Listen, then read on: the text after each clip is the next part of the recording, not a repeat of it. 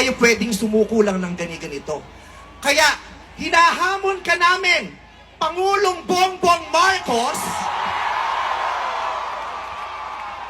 kung gusto mong magkaroon ng magandang legasiya, ang pangalan mo, ipakulong mo lahat ng magnanakaw.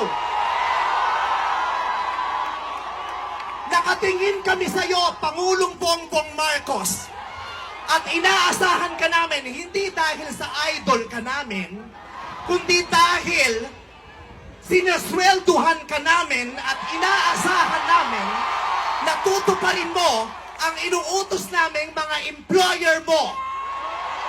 Kami ang nagpapasahod sa inyo. Tapos na ang panahon na natatakot tayo sa gobyerno. Takutin natin ang gobyerno dahil ang kapangyarihan nasa sa atin, wala sa kanila. Nakatingin kami sa inyo. Ipakulong lahat ipakulong. Bawiin ang mga ari-arian. Bawiin ang mga ari-arian. Pati atay, i-donate. Ibigay ang atay. Pati mata, i-donate. Walang ititira kasi nga, hindi tayo pwedeng maawa dahil mga Maraming salamat sa inyong lahat. Sasamahan namin kayo hanggang mamaya. Patay tayo dyan.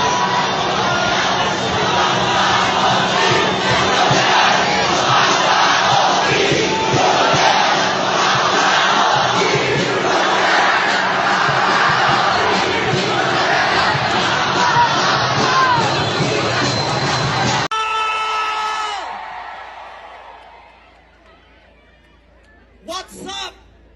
Ang up, tubig, baha, pagnanakaw, korupsyon, yun ang mataas sa Pilipinas. What's down? Ang down, ang babang-baba, yung mga Pilipino. Kaya sa ngalan ng lahat ng mga kapwa ko artista nasa entablado ngayon, pati na rin yung mga artistang nasa baba at nasa iba't ibang lugar na nakikisama sa amin, binabati po namin kayong lahat. Mabuhay kayo, mga kapwa namin Pilipinong nanakawan ng gobyerno. Mabuhay kayo. Yan ang pagbati natin sa isa't isa. At para sa lahat naman ng mga politiko at bahagi na ng gobyerno na nagnakaw sa atin, nagnanakaw sa atin, mga nakatingin habang may nagnanakaw sa atin, mga kasama ng mga nagnanakaw sa atin, mga alam na may nagnanakaw pero hindi nagsasalita, mga kasama ng mga nagnanakaw, mga nagtatago ng magnanakaw, isa lang ang gusto namin sabihin sa inyong lahat. Patawad kay Father pero putang ina ninyo! Kaputa-putahan ng mga putang ina nyo! Katatapos lang ng misa, pero Panginoon, patawarin nyo kami, pero totoo yan. Ito ang wika ng lahat ng mga Pilipinong ninakawan, putang ina nyo! Putang ina nyo! Putang ina nyo! Putang ina nyo! Putang ina nyo!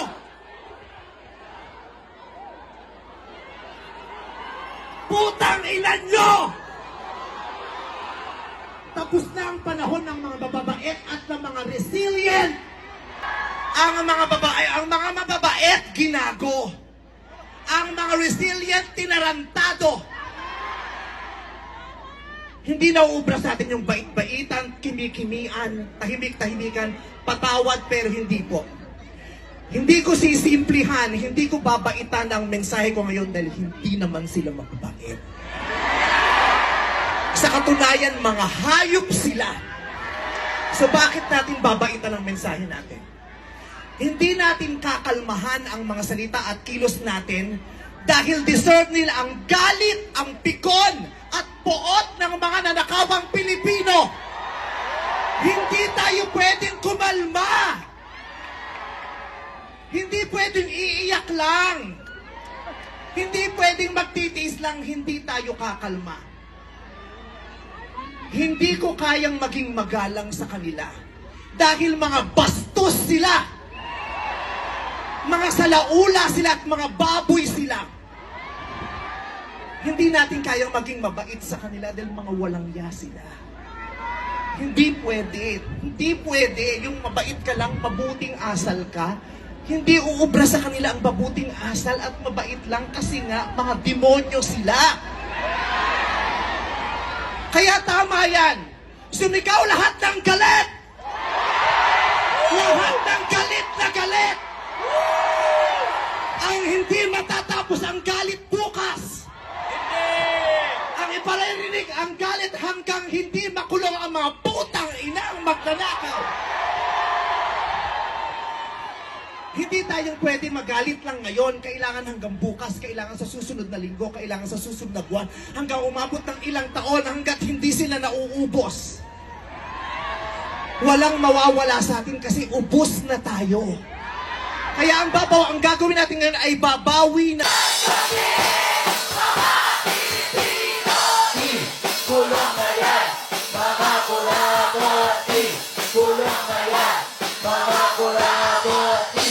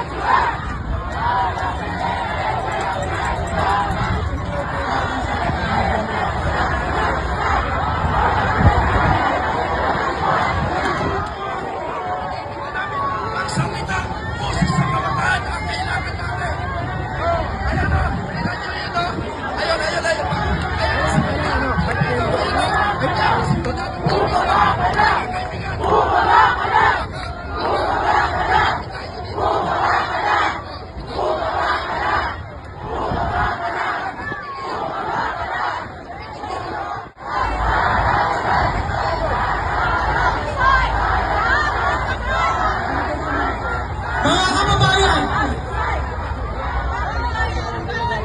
patuloy tayong pinapagyo. Natapos tayong magtusa. Iba sa atin, ispayato. Ang iba, Yan na, sumugod na mga estudyante. Nagkatotoo na yung sinabi ni Chabit na lumabas ang mga estudyante, no? Grabe, oh. Ito yung ating mga pulisan sa kabilang bando. Dami.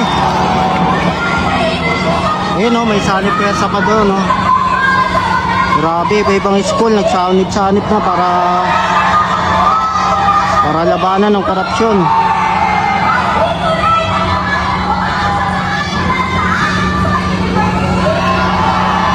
Adamson.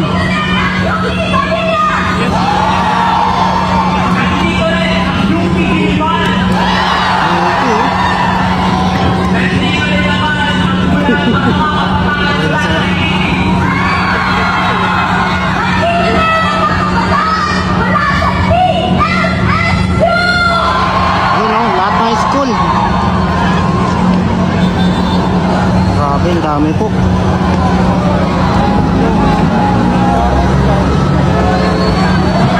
Dami. So, dinagdagan nila ng harang po dito. Dahil nga expected nila, marami pong pupunta dito. Kaya para paghandaan po kung ano man mangyari, no? Nilagyan na po ng mga, ano, yung mga tusok-tusok, tinik-tinik, mga lambre. Mas matibay yung depensa ngayon, ha?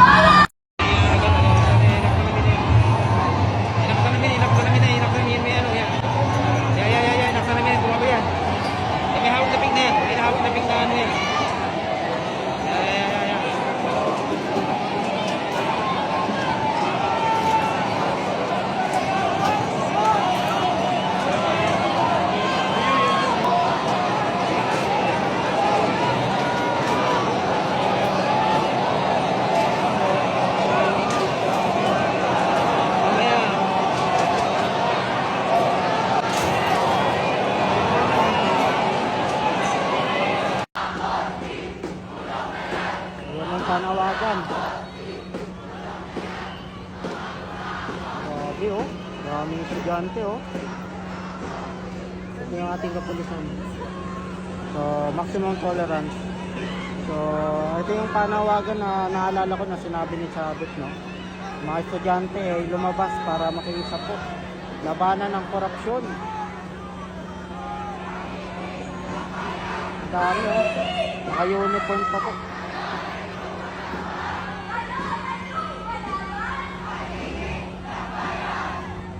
Ayan, oh, sigaw nila. Bagsak, bulok, sistema.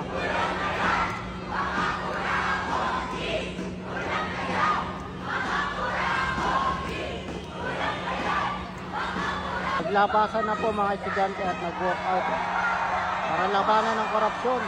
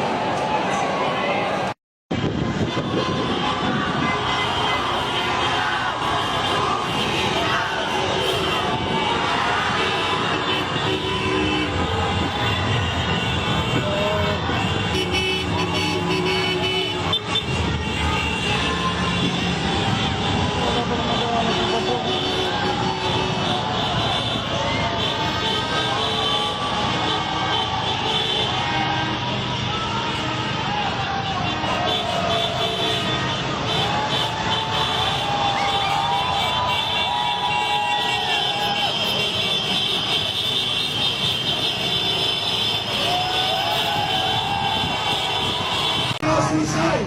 Marcos resign!